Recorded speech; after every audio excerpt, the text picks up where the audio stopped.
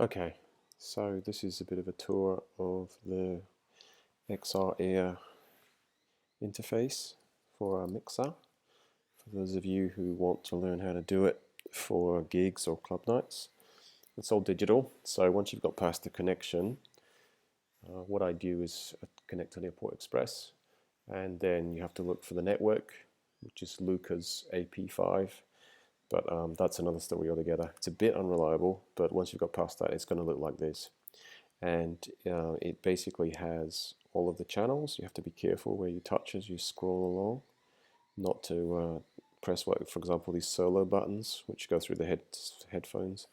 So you can change the names of all the and colors of each of the channels under this scrub bar here. But that's another story as well. So you can see that there's a channel for each, just like a physical mixer, with the up and down. Ignore the little triangle to the right. That's for an auto mix for like a conference. But I've put in the names of each of the everything in green here, for example, is the microphones, other than the one on the right, which is the condenser. And so each channel goes up here. You can see the gain. You can see whether the phantom voltage is turned on or not. In this case, it's only turned on for the condenser, which is in red, which is channel 7. The number of the channels at the bottom. You can see this is a simple fader. You can mute it on and off at the bottom like that. The little lights above the mute button show the mute group, and the mute groups are over here on the right, top right. So if I do 1, that's all the microphones. If I do 2, that's all the ukes. If I do 3, it's all the microphones and the effects channels. So there's no, it's all the effects channels, sorry. It's so that there's no reverb on the announcements or speaking between songs. So you can assign those in the settings for each of the channels. So there you go. Green here is all the mics. You can also see these numbers. That's the DCA, so the digitally combined amp. So you can go to the right, and I've got 1 is assigned to all the vocals, 2 is assigned to all the ukes. You see it says 2 under the blue ones and 1 under the green ones. So mute groups and DCAs are quite handy for doing a lot of things at once. Above each channel you get into the details. So above the green name you can see the levels that are being sent to the effects. Those little blue bars up there show you how much has been sent to the effects. We'll talk about the effects in a minute. So that's the basic layout, and far right is your most important thing, I suppose, for emergencies. There's the mute for the main or not, up and down, and there's the EQ and everything for the main if you want. So going back to the individual channels, let's go to the first vocal one. I'll just tap on the J. So I just tapped on J, and there's a whole load of settings. There's input, there's the mic gain there. A lot of this I don't really know. That's for phantom power or not, the 48 volts. Sends would be to use the different buses, which is another feature. The effect sends is for like chorus and reverb that I've got set up. We'll come to that. Gate is like noise gate, and I think dynamics is compression. A lot of this stuff I basically don't touch. EQ is as simple as it sounds. It's the equalization, so it's quite simple. It's intuitive. You can mess up and down. You can put in like different shapes like that. That's that. Insert is if you want to insert effects into that. Presets is if you've stored like a uke or a vocal, you can apply those. Those are basically applied here already. And output is a pan left or right, whether it goes to a DCA or whether it goes to a mute.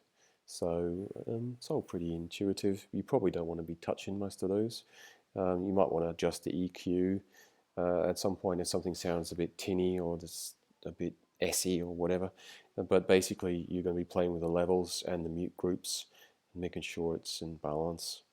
So that's that.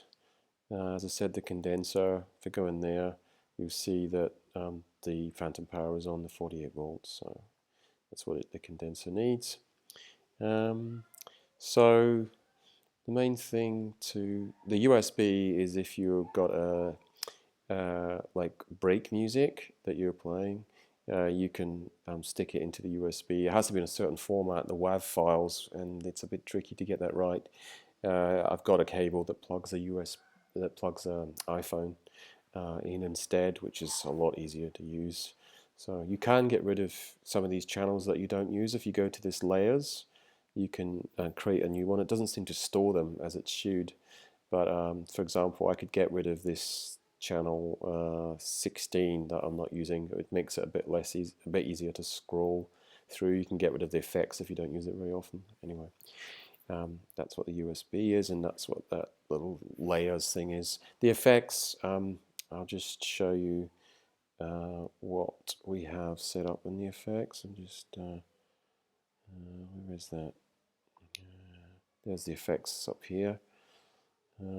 So basically using, I think 1 and 3, 1 and 2 and 4. Let's see what we're using mostly 2 and 4.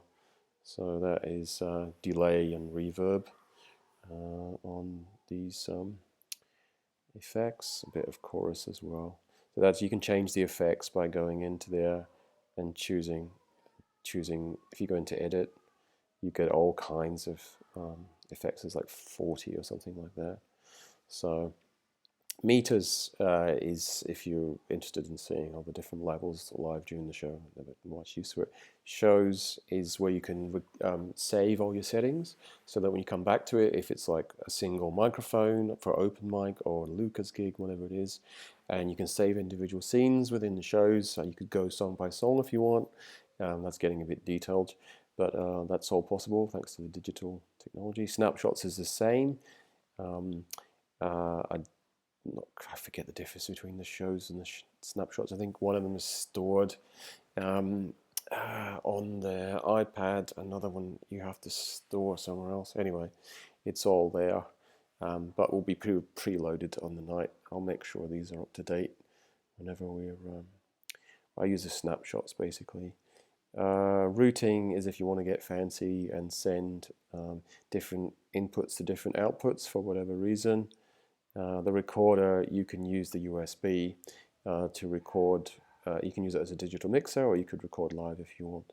Setup has various things like changing the channel names and so on. And there's some auto mix network settings. Don't touch those. Yeah, various detailed ones. So when you're going live in a show, obviously the faders are important, and the mute groups are important as well. What I do is make sure that the effects are off for in between songs, so hit mute group 3. If you're getting feeding back from a microphone, you can, if you can't isolate it immediately, just hit mute group 1, or in the worst case you could hit the main as the mute group to mute everything. Mute group 1 will do all the mics, so that's easy. And 2, if someone has to unplug, will kill all the DI inputs, so you know that that's there. So those are the main things that you'd have to do. This is the main. If it's sounding not quite right, we've got certain EQ set up here, probably for the certain speaker that we use. Going through the, for example, the Dudley system or the Club Night system. A lot of settings I don't really understand. And there's Club that is stored. So all kinds of options there. And you can go into, you have to make sure that you know where you are when you're changing to the effects, etc. You've got to be careful you don't send effects through effects and you get these loops happening. So the main thing when you're live is be careful not to have clumsy fingers. An easy thing to do is to highlight lots of solo things. So when you're scrolling right to left, try and be careful where you land your finger. And then it's really easy to adjust the faders and do the mutes and so on. And if you want to change the mute group, things like that, I think it's output. You could, for example, join 2 or unjoin 2 like that there. So those are the highlights, and I think that would be more than enough. Other than the connecting to the network, which I'll do separately, that's more than enough of an introduction for anyone who's interested. Okay, cheers.